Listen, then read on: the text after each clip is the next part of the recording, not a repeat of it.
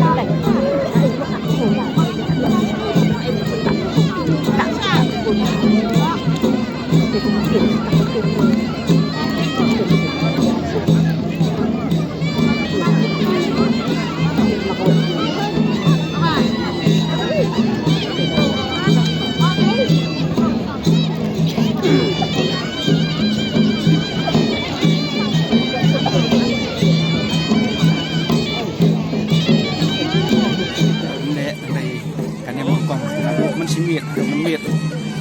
rukat artinya kekiam jong kahima jadi baik nanti nadu najing nasen makin besar dan dari ngam arti ngakut jenggot itu daki kan anu umsya kan anu nrai yang ngej lah kamu kadem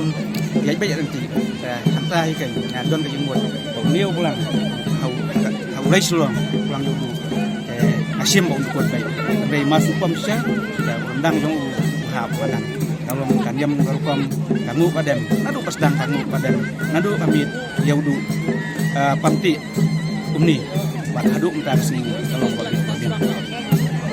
kami kini kakam kejuki kini kerja bagi pi manusia man kapor kata apa kam tak nu kabe kini kecing le nyam kam di tang nam tak kini kowe de gede rundang kam tak ki ke masalong kini ke judung kejutan ini nem ke bentai pi ke pasratam kat kini ke buram na kam tak ki aki ma buki apa sih naik play pi kalau siya ke buram ukraw yang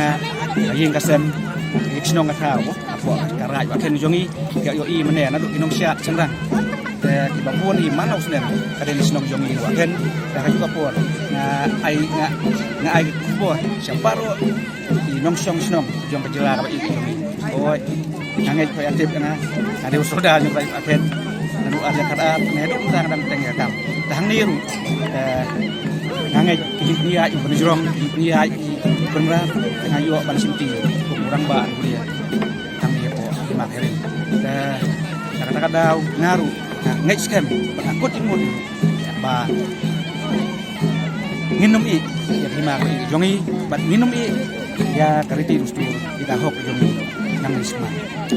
disebut